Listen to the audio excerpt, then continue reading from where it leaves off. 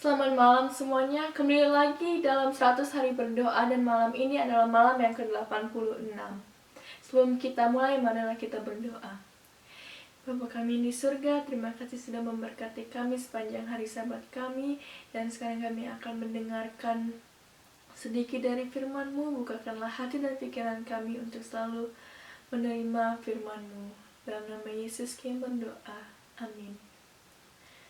Tema kita pada malam ini adalah janji akan pengharapan.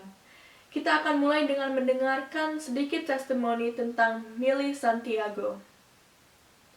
Millie dan suaminya tinggal di San Juan, Puerto Rico. Millie bekerja sebagai project manager, dan Millie adalah seorang yang suka bekerja dan semua harus sempurna. Tapi pada tahun 2010, semuanya berubah. Millie mulai merasakan stres yang berlebihan.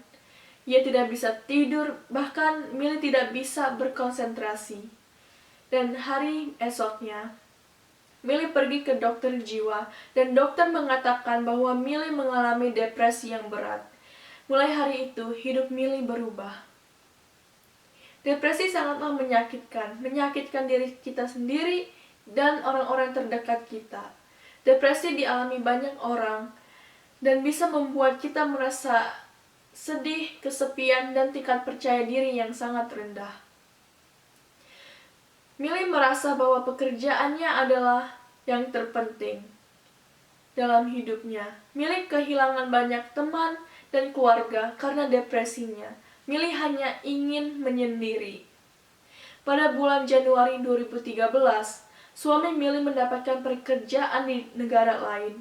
Millie dan suaminya pun berpikir untuk bercerai. Februari 2013, Millie merasa ia telah kehilangan harapan. Millie merasa bahwa ia telah kehilangan semuanya, seperti pekerjaan, teman, dan bahkan pernikahannya. Tapi suatu hari, Millie pergi ke gereja. Pintu gereja itu terbuka, tapi tidak ada siapapun di dalam gereja tersebut. Millie bertelut di depan mimbar dan berdoa, "Tuhan, saya tidak tahu apa yang harus saya lakukan lagi. Saya telah mencoba semuanya, dan saya telah kehilangan semuanya. Saya beri izin Engkau untuk ambil kendali hidup saya. Saya tidak tahu apa lagi yang harus saya lakukan. Engkau ambil alih, kasih tahu apa yang harus aku lakukan." Dan saat Millie berdoa, ia mendengar seseorang berdoa dengan keras, dan orang tersebut berdoa untuk Millie. Dan orang itu memberikan Millie nasihat-nasihat tentang Tuhan Yesus. Millie mulai berdoa lebih banyak lagi, membaca Alkitab, dan belajar lebih dalam lagi tentang Tuhan Yesus. Millie pun mulai mengubah dirinya untuk menjadi seorang yang lebih baik, penyayang, dan rendah hati. Millie pun berkata bahwa Galatia 5 ayat 22-23 berkata, "Tetapi buah roh ialah kasih, sukacita, damai sejahtera, kesabaran, kemurahan, kebaikan, kesetiaan, kelemah lembutan, penguasaan diri. Tidak ada hukum yang menantang hal-hal itu." Millie pun berdoa untuk memperbaiki pernikahannya. Ia menemui suaminya, dan saat suaminya sakit dan dalam proses operasi, Millie berdoa, menyembah, dan mendengarkan lagu-lagu rohani. Dan sekarang Millie dan suaminya telah menerima keselamatan dari Yesus Kristus. Dari testimoni ini, kita bisa lihat seberapa terpuruknya Millie. Ia harus kehilangan pekerjaannya, teman-temannya, bahkan hubungan dengan suaminya juga sempat terganggu. Tapi Millie tidak menyerah, dan ia masih mempunyai harapan untuk memperbaiki dirinya dan situasi hidupnya. Millie merasa ia tidak bisa mengatur jalan hidupnya. Saat sesuatu terjadi dan itu jauh dari apa yang Millie ingini atau pikirkan, ia merasa kecewa.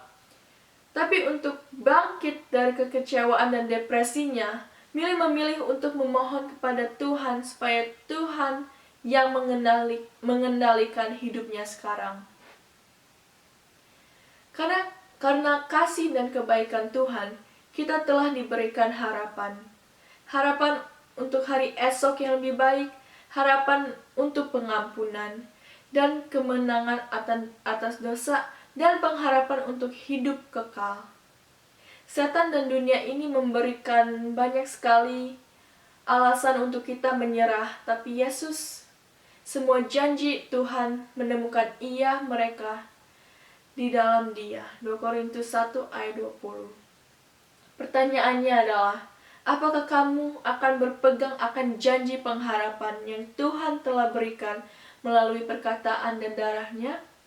Apakah kamu akan memohon kepada Tuhan untuk membantumu memandang pada pengharapan akan kedatangan Tuhan yang kedua kali dan hidup kekal bersamanya?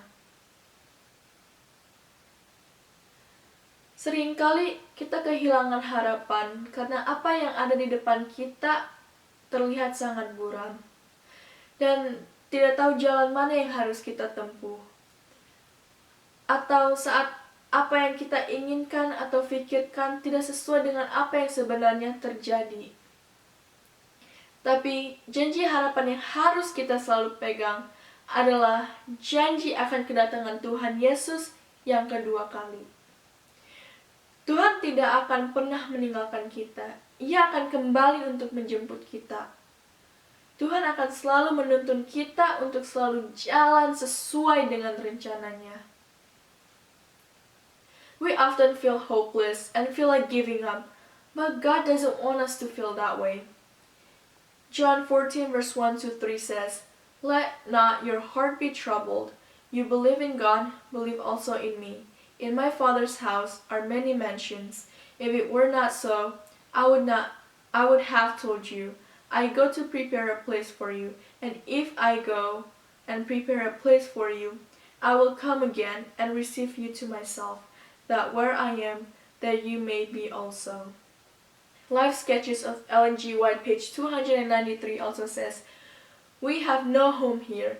We are only pilgrims and strangers, passing to a better country, even a heavenly. Place your mind upon these things, and while you are doing this, Christ will be right by your side." We should keep holding on to His promise of hope that He will take care of us. He has plans for us, and He will come back for us. Let us always feel hopeful and pray that we live according to His will. So we have 2 praise reports from unknown names.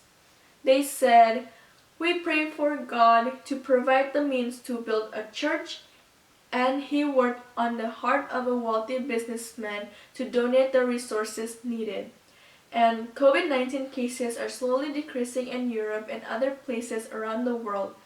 Hospitalization rates are getting lower, even as countries open up again while maintaining social distancing and other regulations." And 4 major prayer requests we have for tonight.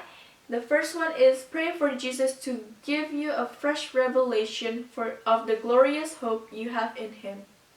The second one, pray for the conversion of family members, friends, co-workers, as well as the many names that have been sent to the 100 Days of Prayer team. Third one is to pray for members who are struggling spiritually, physically, or financially to remain strong during various temptations and to look to Jesus for help.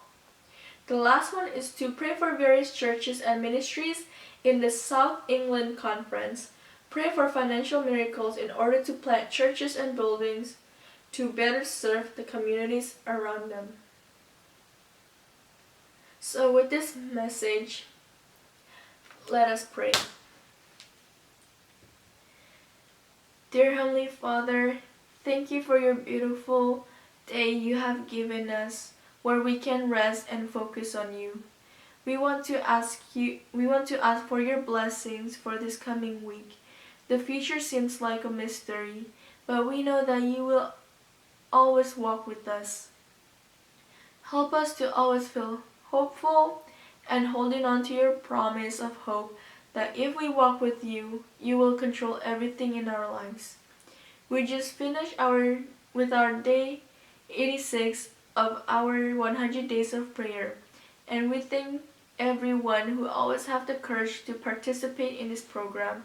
We also want to pray for those who needs help and have been participating in this program.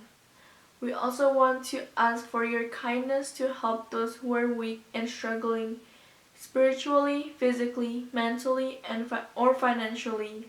Please help them to stay strong, especially during this hard time.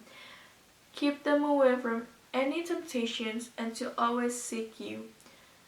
Lastly, we want to pray for churches and ministries in South England Conference. We want to ask for your help to help them financially to rebuild churches and buildings to better serve the communities around them. Thank you for your love, kindness, and forgiveness. Please hear and answer our prayers. We love you. In Jesus' name we pray. Amen. Thank you.